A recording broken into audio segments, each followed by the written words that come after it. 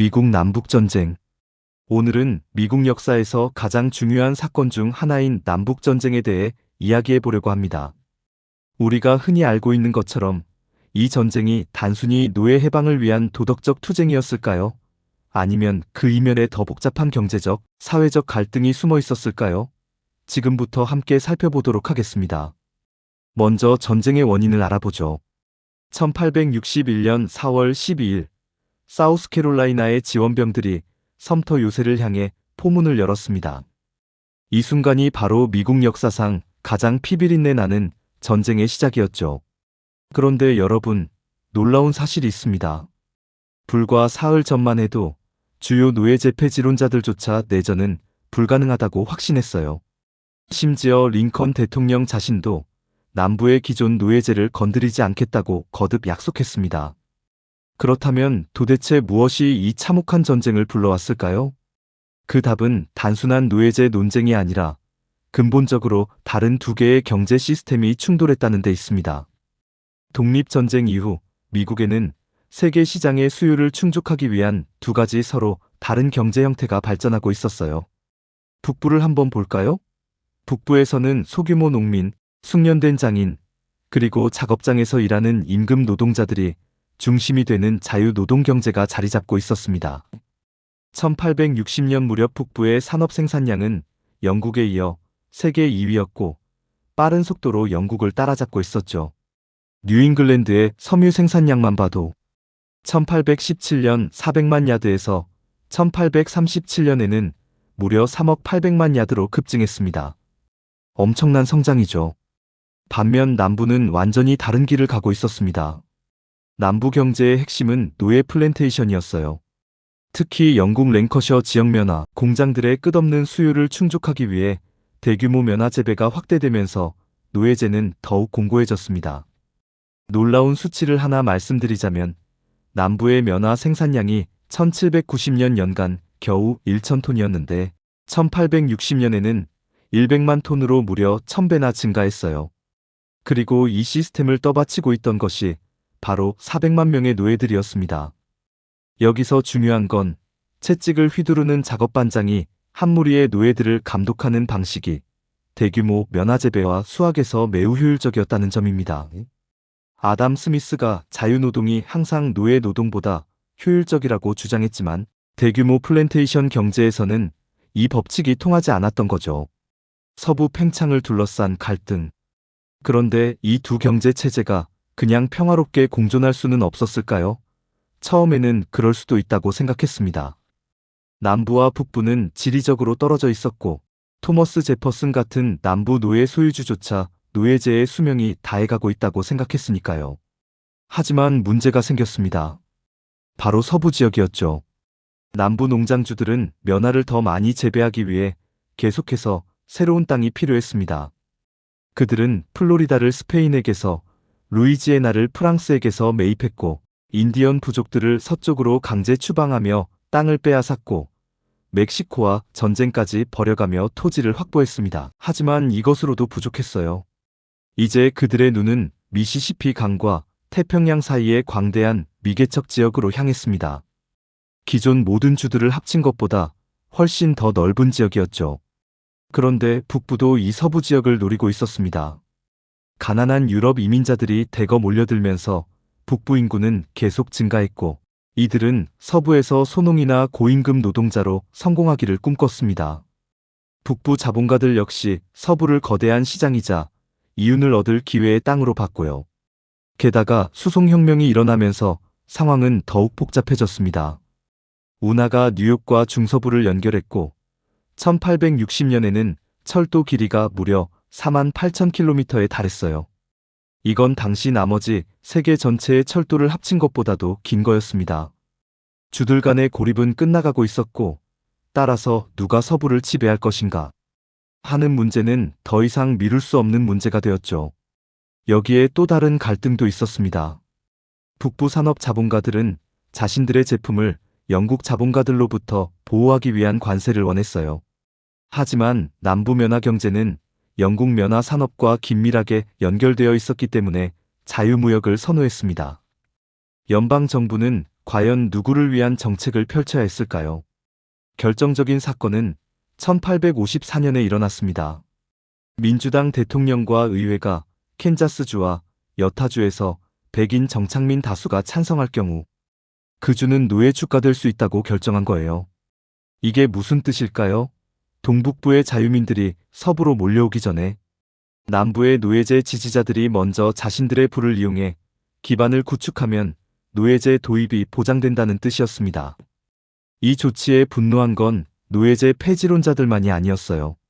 서부의 땅을 소규모 농장으로 분할해서 새 정착민에게 나눠주자는 자유토지 운동을 지지하는 모든 북부 사람들도 격분했습니다. 그들이 두려워한 건 농장주들이 서부 전체를 삼켜버리면 농부가 되려는 사람들의 희망은 짓밟히고 산업자본의 진출 범위는 소수 동북부주들에 국한되며 정부 통제권이 농장주들에게 넘어갈 수 있다는 것이었죠. 캔자스에서는 실제로 자유노동 정착민과 미주리에서 건너온 노예제 옹호자들 사이에 축소판 내전이 벌어지기도 했습니다. 링컨과 공화당의 등장. 바로 이런 상황에서 새로운 정당이 탄생합니다. 공화당이죠. 1860년 대선에서 공화당은 에이브러햄 링컨을 후보로 내세웠어요. 공화당의 성공 비결이 뭐였을까요? 바로 모든 계급에 걸친 광범위한 지지를 얻어냈다는 점입니다. 대자본가, 농민, 장인, 노동자 중 상당수가 공화당을 지지했어요. 그들을 하나로 묶은 것은 서부 지역을 자유노동을 위해 보존하자는 굳은 결의였습니다. 여기서 중요한 점을 짚고 넘어가야겠네요. 공화당 지지자들이 모두 인종차별을 반대했던 건 아닙니다. 그들 중에는 존 브라운 같은 급진적 노예제 폐지론자들도 있었죠. 브라운은 흑인과 백인으로 구성된 조직을 이끌고 버지니아주 하퍼스페리의 연방변기창을 점거했다가 1859년 12월에 처형당한 인물이에요. 하지만 대다수 공화당 지지자들은 인종차별을 계속 받아들였습니다. 일부 자유노동주는 흑인의 투표권을 부정했고 심지어 흑인의 거주권조차 인정하지 않는 주들도 있었어요.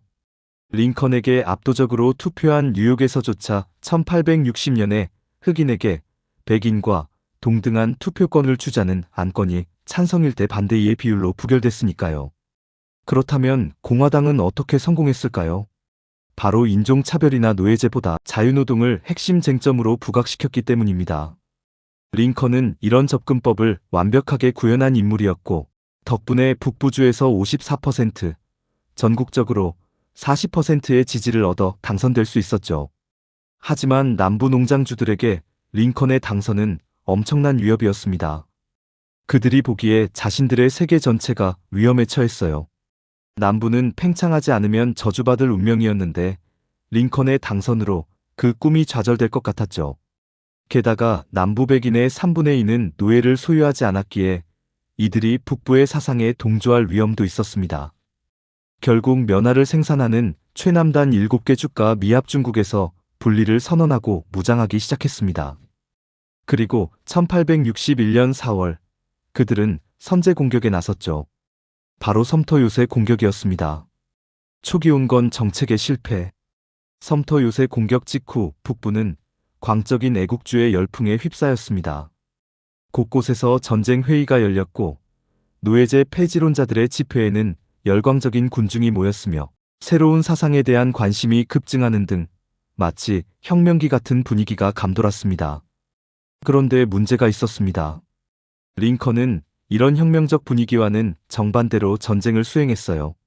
링컨이 생각하기에 북부를 결집시킬 유일한 방법은 온건파 여론을 만족시키는 것이었습니다.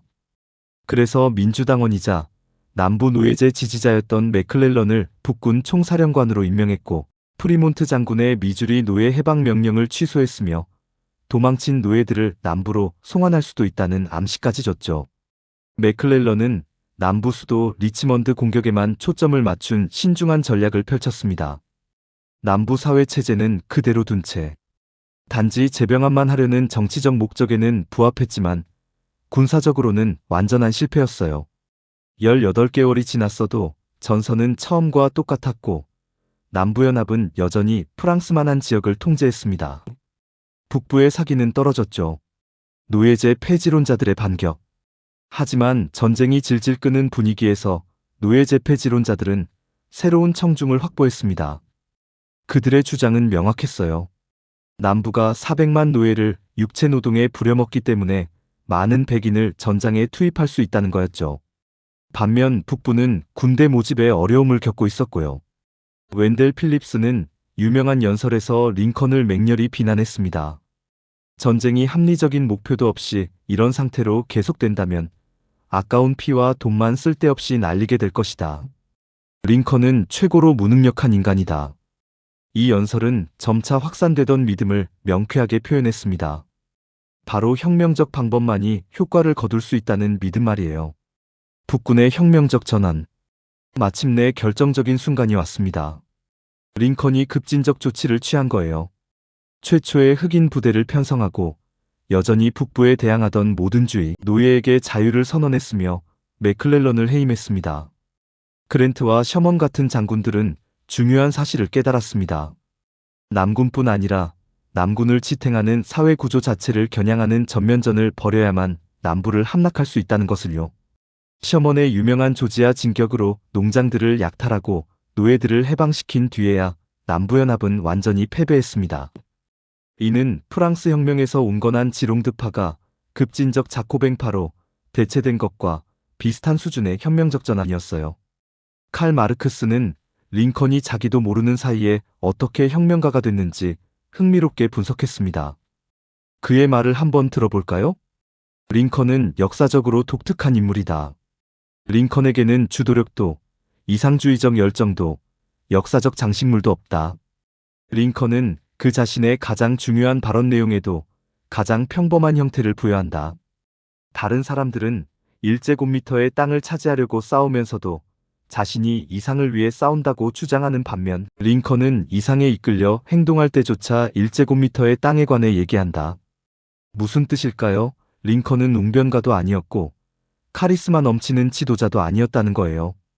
그는 그냥 평범한 사람이었습니다. 하지만 바로 그런 평범한 사람이 구세계에서는 오직 영웅만이 달성할 수 있었던 위협을 이뤄냈죠. 마르크스는 이것이 신세계, 즉 미국이 성취한 가장 큰 승리라고 봤습니다. 유럽에서는 나폴레옹 같은 영웅이 필요했던 일을 미국에서는 선의의 보통 사람도 해낼 수 있었다는 거죠. 이게 바로 민주주의의 힘이었습니다. 링컨 암살 후의 갈등. 남부가 패배했습니다. 하지만 전쟁이 끝났다고 해서 모든 문제가 해결된 건 아니었어요. 오히려 새로운 갈등이 시작됐죠. 1865년 봄, 링컨이 암살당했습니다. 그의 뒤를 이은 부통령 앤드류 존슨은 링컨과는 전혀 다른 정책을 추구했어요. 존슨은 패배한 남부주들을 끌어안는 정책을 펼쳤습니다. 남부주들이 노예제의 형식적 폐지를 제외한 실질적인 사회 구조 변화를 전혀 이행하지 않으면서도 미합 중국에 다시 편입되도록 한 거죠. 이게 무슨 의미였을까요? 농장주들은 여전히 엄청난 부를 보유하고 있는 반면 옛 노예들은 빈털터리인 상황에서 이건 사실상 전쟁 이전 상황으로 돌아가는 것을 의미했습니다. 당연히 반발이 있었습니다. 북부의 흑인과 노예제 폐지론자들, 전쟁 중에 피어난 혁명적 민주주의 정서에 영향받은 급진 공화당 의원들, 남부를 점령한 일부 군 장교들이 즉각 존슨의 정책을 반대했죠. 곧 다른 사람들도 가담했어요. 남부에서 압도적 지지를 받는 민주당 세력이 의회에 대거 복귀하는 걸 원치 않았던 주류 공화당 정치인들, 여전히 서부 지역 패권에 골몰하던 산업 자본가들, 일확천금을 노리고 남부로 진출한 사업가들이 그들이었습니다. 이 연합 세력은 강력했어요. 의회에서 존슨 탄핵안이 겨우 한 표 차이로 부결될 정도였으니까요. 결국 1868년에 공화당 후보 그랜트가 대통령으로 당선됐고 그 뒤 10년 동안 남부에서 재건 정책 실행을 강요할 수 있었습니다. 급진적 재건의 성과. 이 시기에 정말 놀라운 일들이 벌어졌습니다. 북군은 남부 농장주가 주정부나 지방정부에 진출하는 것을 금지했어요. 그 자리를 남부 공화당의 백인들과 흑인들이 차지했죠. 해방된 노예들에게 투표권을 부여했고 그들은 실제로 투표권을 행사했습니다. 흑인들이 판사나 주 정부 관리로 기용됐어요. 미연방의 하원의원 20명과 상원의원 2명이 흑인이었습니다. 생각해보세요. 불과 몇 년 전까지 노예였던 사람들이 이제 연방의회에서 법을 만들고 있었던 거예요. 남부입법부는 처음으로 교육을 진지하게 고려해서 가난한 백인과 흑인 아동들 모두에게 학교를 지어줬습니다. 이건 정말 혁명적인 변화였어요. 물론 반발도 있었죠. 농장 귀족들은 KKK단을 부추겨 새로운 권리를 행사하는 흑인들과 그들을 돕는 백인들을 테러했습니다.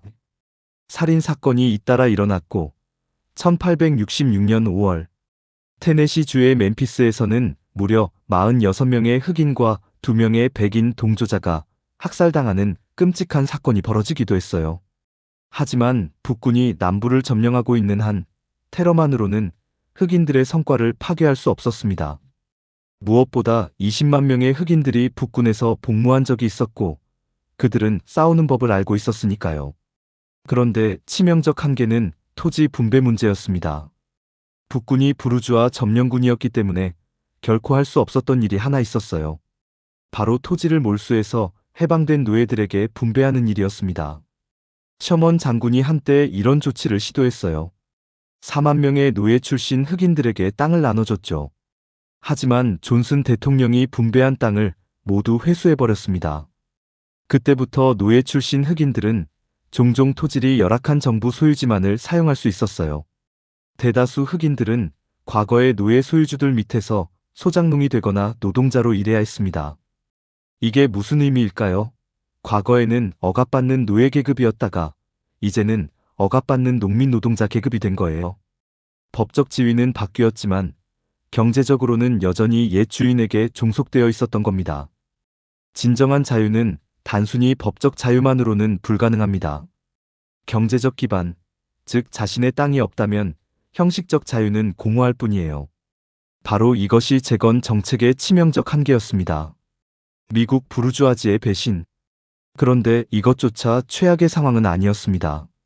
1870년대 중반이 되자 북부 자본가들은 생각을 바꿨어요. 그들은 남부에서 자신들의 목적을 이미 달성했다고 느꼈습니다. 한번 볼까요? 급진적 재건을 통해 농장주들의 권력을 재기불능으로 만들어 놓았죠.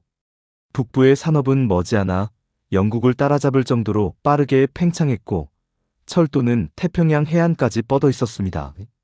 남부가 서부 지역에 대한 지배권을 넘볼 가능성은 이제 완전히 사라졌어요. 북부 자본가들은 이렇게 판단했습니다. 이제 누가 남부를 지배하든 결국은 우리의 하위 파트너로서 지배할 것이다. 더 이상 점령군이 주둔할 필요가 없다. 그래서 북군을 철수시켰습니다. 그리고 그 순간 재앙이 시작됐죠. 남부 백인 지배층의 복귀. 북군이 철수하자마자 KKK단을 비롯한 인종차별주의 세력들이 활개를 쳤습니다. 한 손에는 인종차별적 테러를, 다른 손에는 경제 권력을 쥐고 있던 대농장주들이 정치적 힘을 되찾았어요.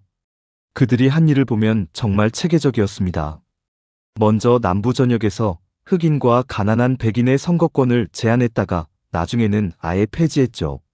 사회생활의 모든 영역에서 흑백인종 분리를 제도로 확립했고요. 하지만 가장 교묘한 건 따로 있었습니다.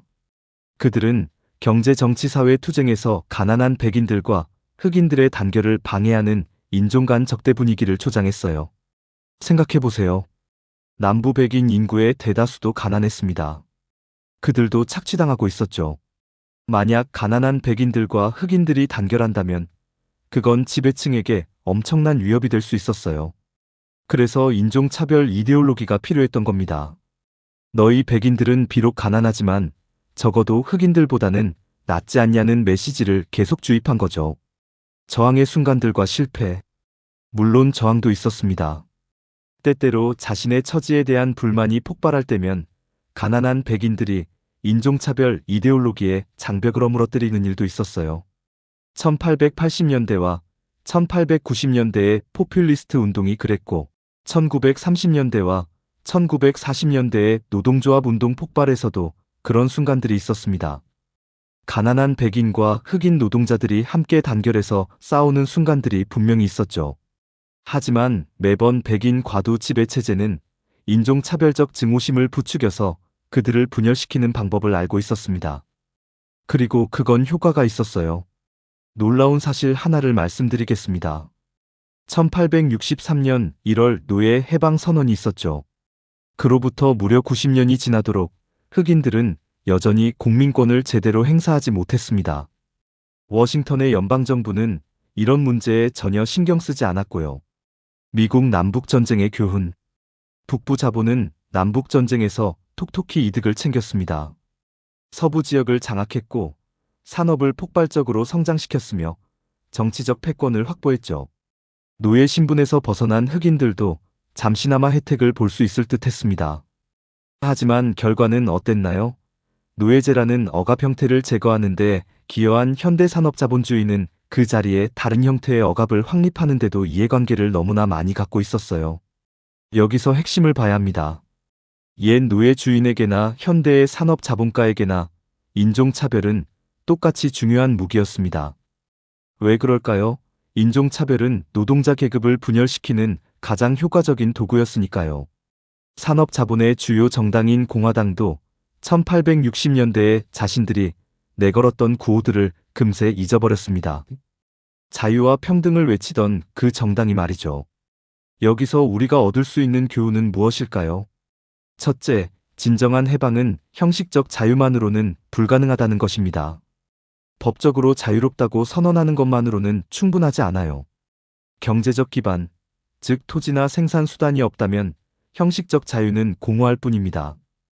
해방된 노예들이 여전히 옛 주인 밑에서 소장농으로 일해야 했던 상황이 바로 이를 보여주죠. 둘째, 억압의 한 형태를 제거한다고 해서 억압 자체가 사라지는 건 아니라는 것입니다. 자본주의는 노예제를 폐지하는 데 기여했지만 동시에 자본주의적 착취와 인종차별이라는 새로운 억압 체제를 필요로 했어요. 왜냐하면 그것이 자본 축적에 유리했으니까요. 셋째, 분열 통치의 위력입니다. 가난한 백인과 흑인이 단결했다면 남부 지배층에게 큰 위협이 됐을 거예요.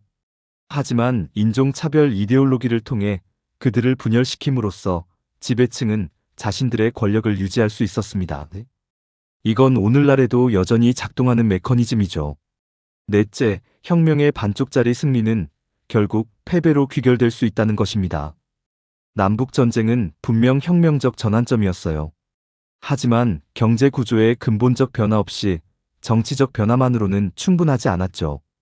토지 재분배를 거부한 순간 재건의 운명은 이미 결정되어 있었던 겁니다. 오늘 우리는 미국 남북전쟁이라는 거대한 역사적 사건을 함께 살펴봤습니다. 이 전쟁은 단순히 노예제 폐지를 위한 도덕적 투쟁이 아니었어요. 그것은 두 개의 경제체제, 두 개의 사회 조직 방식이 충돌한 사건이었고 결국에는 혁명적 방법을 통해서만 해결될 수 있었던 갈등이었습니다. 링컨이라는 평범한 사람이 역사의 힘에 떠밀려 혁명가가 되는 과정, 노예제 폐지론자들의 끈질긴 투쟁, 해방된 노예들이 잠시나마 맛본 자유와 권력, 그리고 결국 찾아온 배신과 새로운 형태의 억압까지. 이 이야기는 우리에게 중요한 질문을 던집니다. 진정한 자유와 평등은 어떻게 가능한가? 형식적 권리를 넘어선 실질적 해방은 무엇을 필요로 하는가? 이 질문들은 150년 전 미국에서만 중요했던 게 아닙니다. 오늘날 우리 사회에서도 여전히 유효한 질문들이죠. 역사를 공부하는 이유가 바로 여기에 있습니다. 과거를 이해함으로써 현재를 더 잘 파악하고 더 나은 미래를 만들어갈 수 있으니까요. 오늘 영상이 도움이 되셨다면 좋아요와 구독 부탁드립니다. 그럼 다음 영상으로 찾아뵙겠습니다. 시청해주셔서 감사합니다.